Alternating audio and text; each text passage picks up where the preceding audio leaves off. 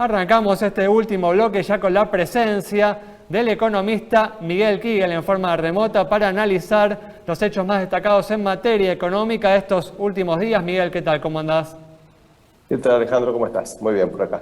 Muchas gracias por atendernos una vez más. Y placer.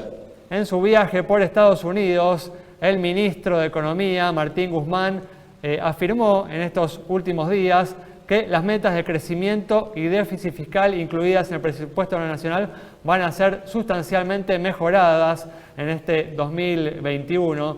El crecimiento sería cercano al 7% en lugar del 5% incluido en el presupuesto, y el déficit fiscal primario estaría cerca del 3% en lugar del 4,5% del PBI incluido en el presupuesto. Miguel, ¿compartís el entusiasmo del ministro? A ver, en cuanto al crecimiento, nosotros también tenemos 7% de la consultora. Pensamos que realmente hay un arrastre muy fuerte del año pasado, o sea, desde el punto de vista estadístico es crecimiento que ya deja un piso muy alto para el 2021, con lo cual es posible, y la verdad que la economía viene creciendo bien. El riesgo principal que vemos ahí es el riesgo de que la pandemia, los casos fuercen una nueva cuarentena, que se cierre y volvamos a tener los problemas que tuvimos el año pasado. Nunca van a ser de la misma magnitud, por supuesto, pero en principio nosotros compartimos la visión del 7% de crecimiento. Nos parece algo razonable dado cómo viene la economía. En cuanto al déficit, la verdad, yo había escuchado al ministro hasta hace muy poquito decir que seguramente iba a ser alrededor de 4 o 5, un poquito menos. El número de 3 o abajo de 3 suena un poco, la verdad, sorpresivo.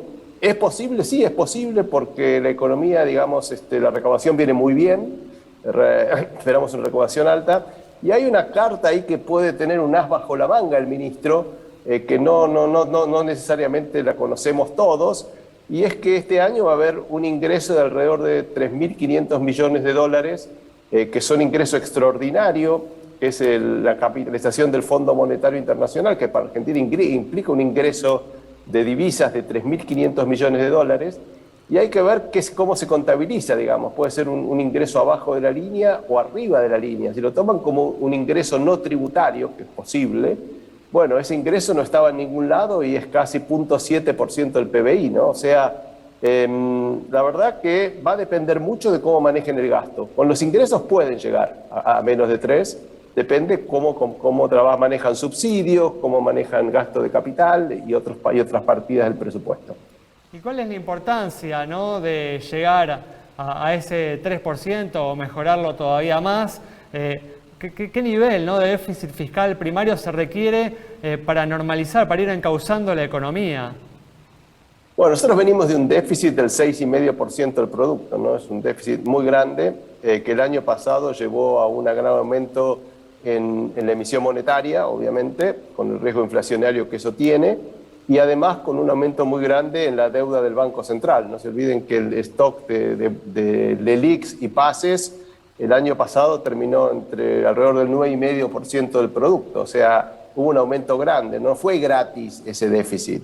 La Argentina sigue teniendo un acceso muy limitado al mercado de capitales local, hay algo, afuera no hay nada, entonces si el déficit no cae, o sea, si llega a caer por debajo del 3% o el 3% del PBI, es muy buena noticia, porque implica que el Banco Central lo va a poder financiar sin necesidad de inyectar mucha liquidez y correr el riesgo de que efectivamente la inflación suba. Así que desde ese punto de vista es buena noticia, así que esperemos que efectivamente sea así. De hecho, de todas formas, en marzo volvió la emisión monetaria para financiar el déficit fiscal, ¿no?, de acuerdo a la información que brinda el Banco Central. Sí, empezó, hay que ver cómo termina, digamos, no sabemos si es un adelanto intramensual o es un adelanto enorme. En realidad, la principal fuente de emisión monetaria en marzo va a ser la compra de dólares. O sea, eso que es tan bueno desde el punto de vista de mejorar la solvencia del país, que es tener más dólares, tiene un precio. El precio es nuevamente que se tienen que emitir pesos, y esos pesos, si se quedan ahí, pueden tener algún riesgo inflacionario. nosotros esperamos que el déficit va a ir aumentando a lo largo del año y tenemos proyectado que va a haber emisión monetaria, porque es básicamente la principal fuente de financiamiento, vuelve a ser el Banco Central, pero obviamente que si nosotros estamos trabajando con un déficit primario del 3,5, si fuera 3 o un poquito menos, eso claramente le saca presión a la emisión monetaria y puede ser que incluso crezca menos del 50%, que sería también muy buena noticia. Pero bueno, hay que esperar. Creo que es todavía muy temprano. No sabemos cómo va a estar la pandemia, si eso va a generar gastos adicionales o no. Las vacunas, digamos, hay muchos temas todavía sobre la mesa como para poder saber. Si está la voluntad política, el número es viable. Bueno, estoy aquí, Miguel, con Ana Pedotti, que te va a hacer una pregunta. ¿Qué tal, Miguel? ¿Cómo está? ¿Qué tal, Ana? Le quería consultar en base a la financiación del déficit. Esta semana hubo licitaciones en el mercado local y fueron exitosas. Hay vencimientos cuantiosos el mes que viene. ¿Cómo ve la respuesta del mercado y si Guzmán va a seguir captando pesos del mercado para poder achicar el déficit? Bueno, yo creo que todos los pesos que están en el mercado, todos los bonos que tiene la gente, digamos, la pregunta es cuándo vencen, a dónde van, digamos, ¿no es cierto? ¿Qué alternativas de inversión tienen? Es cierto que hay vencimientos importantes en los próximos meses, pero también es cierto que gran parte de esos vencimientos, si el Tesoro ofrece tasas relativamente atractivas, creo que se van a seguir renovando, digamos. De hecho, en lo que va del año ya, el Tesoro, no mire el último número, pero hasta ahora el Tesoro digamos, tuvo plata fresca de más de alrededor de 70.000 millones de pesos. O sea que está teniendo éxito el gobierno en refinanciar y en conseguir plata fresca, en parte porque hay mucha liquidez en el mercado, los pesos sobran en la Argentina, los dólares faltan, pero los pesos sobran. Y esos pesos se están colocando en otros instrumentos en pesos, digamos. No hay muchas alternativas para el inversor que ir a los títulos públicos, sobre todo cuando se piensa en volúmenes grandes. Justamente, Miguel, hablando, ¿no?, de esos pesos que sobran, el Banco Central, como habías mencionado hace unos minutos, tiene, ¿no?, pasivos por más de 3 billones de pesos. ¿Crees que estos pasivos en algún momento pueden terminar generando problemas en un mercado cambiario que viene teniendo bastante calma en estas últimas semanas? A ver, tiene pasivos monetarios y pasivos no monetarios, que es la deuda, digamos.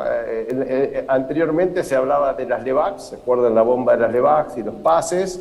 Ahora son las LELIQs y los pases de los bancos centrales, que son básicamente la deuda que tiene el central que paga interés.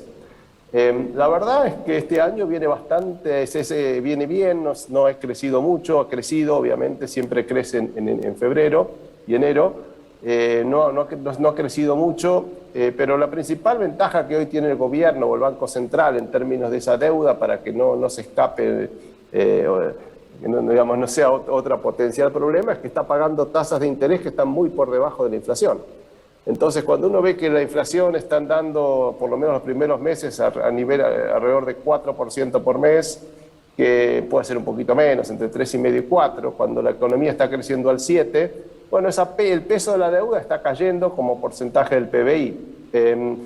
Creo que a lo largo del año vamos a ver que va a volver a subir un poquito, pero mientras la tasa de interés no esté realmente positiva en términos reales, o sea, no estén por encima del crecimiento del producto, no debería ser un problema y no se va a espiralizar, como por ejemplo sí pasó entre marzo del año pasado y octubre, cuando, digamos, había mucha preocupación por el crecimiento de las LELIQs. Por ahora eso viene controlado. Siempre está el riesgo, obviamente, que si el gobierno no hace las cuentas fiscales, no hace los deberes en la parte fiscal, se puede escapar de vuelta. Muy bien, Miguel, muchas gracias por habernos atendido. Cerramos entonces el programa de hoy con el análisis del economista Miguel Kigel sobre las perspectivas de la economía argentina. Nos reencontramos el próximo viernes a las 19:30 aquí en Metro.